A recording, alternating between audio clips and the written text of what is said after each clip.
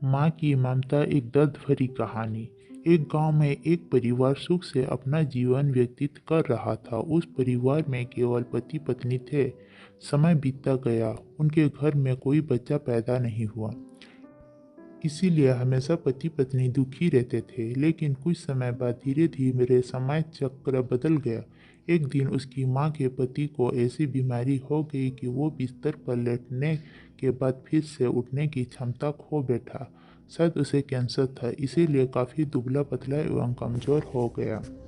अब वो माँ अपने पति को बीमारी से बचाने के लिए शहर शहर भागने लगी।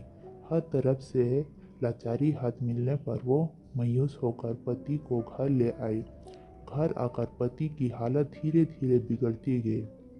इस दौरान पति को पता चला कि उसकी पत्नी पेट से है। जब उसने यह बात अपने पति को बताई तो पति ने कहा कि अब उसे मरने से पहले ये चिंता नहीं है कि उसकी कोई संतान नहीं है। अब यदि मैं मर भी जाऊं तो यह बच्चा जन्म लेगा और आपके जीवन का सहारा बनेगा और आपके बुढ़ापे की कुछ छड़ी बन जाएगा। तुम अपना जीवन बच्चे के साथ व्यतीत करना। और यह सब कहकर पति ने अपने प्राण त्याग दिए। पत्नी ने पति का अंतिम संस्कार किया, लेकिन उसके मन में बहुत दुख था। लेकिन यह कहकर उसने अपने मन को आश्वस्त कर लिया कि उसके पति का प्यार उसके गर्भ में एक छोटा सा बच्चा एक दिन इस दुनिया में जन्म लेगा और वो मेरी बुढ़ापे का सहारा बनेगा। अब धीरे धीरे समय बीतता गया और बच्चे के जन्म का समय आ गया। तब उस माँ ने एक पुत्र को जन्म दिया। माँ अब पूरी तरह से उन पर निर्भर थी और बच्चे का पालन पोषण करती रहती थी। धीरे धीरे अब उनका बेटा 5 साल का हो गया। इसीलिए माँ ने अपने बेटे को एक स्कूल में पढ़ने के लिए भेज दिया। माँ की ममता बिलक्षण होती है, इसीलिए माँ अपने बेटे से बहुत प्यार करती थी। माँ अपने बच्चे को दर्द नहीं दे सकती, इसीलिए माँ उस बच्चे का दुख एवं दर्द स्वयं उठाती थी। अमीर लोगों के घरों में काम करके कुछ पैसे बचाती थी। वो बेटी की हर मांग पूरी करती थी। धीरे धीरे बेटा बड़ा हुआ और उसने उस गांव से बाहर शहर में पढ़ने के लिए भेज दिया। बेटा भी मन लगाकर पढ़ाई करने लगा और एक दिन वो एक बड़ा अधिकारी बन गया। जब माँ को इस बात का पता चल गया तो वो बहुत खुश हुई कि उसके जीवन के सभी संकट अब उसके बेटे द्वारा काट दिए जाएंगे। बेटा अब गांव से दूर रहने लगा और आत्मविश्वास से अपना काम करने लगा। अब उसकी माँ गांव में अकेले रह गई थी। धीरे धीरे समय बीतता गया। नौकरी को अधिक समय देने के कारण बेटा का अपना माँ के प्रति लगाव भी कम होता गया और वो अपनी माँ को लगभग भूल चुका था। उसे वहाँ एक लड़की से प्यार हो गया। जब उस लड़की को अपनी माँ के बारे में बताया तो लड़की ने कहा कि अगर वो यह सब अपनी माँ को बताएगा तो वो हमारी शादी के लिए तैयार नहीं होगी।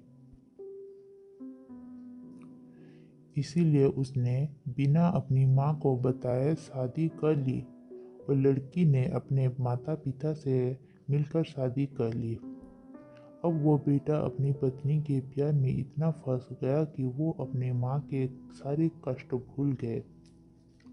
जब उसकी माँ को इस बात का पता चला तो उसे बहुत दुख हुआ, लेकिन वह यह सोचकर माँ अपने मन को समझ लेती थी कि एक दिन उसका बेटा जरूर आएगा।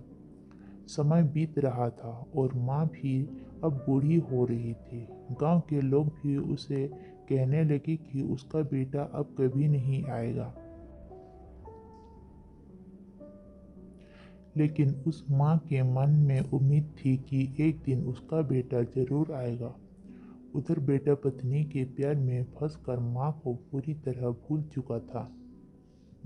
यह धीरे धीरे माँ भी इतनी बूढ़ी हो गई कि माँ को चलने फिरने में परेशानी होने लगी। फिर एक दिन उसके गांव के लोगों को बुलाकर एक पत्र लिखा और उसे अपनी अलमारी में सुरक्षित स्थान पर रख दिया और गांव के लोगों से कहा कि जब उसका बेटा आए तो यह पत्र दे देना। और बूढ़ी माँ एक दिन अपने बेटे की याद में गुजर गई।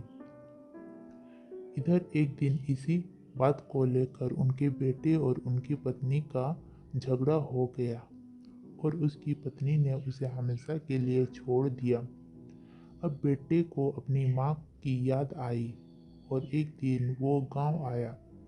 गांव में आकर उसे पता चला कि उसकी माँ इस दुनिया में नहीं रही और लोग ने उसे बहुत बुरा भला भी कहा कि तेरी याद में तेरी माँ मर गई। तुम्हारे नाम की एक चिट्ठी रखा गई है।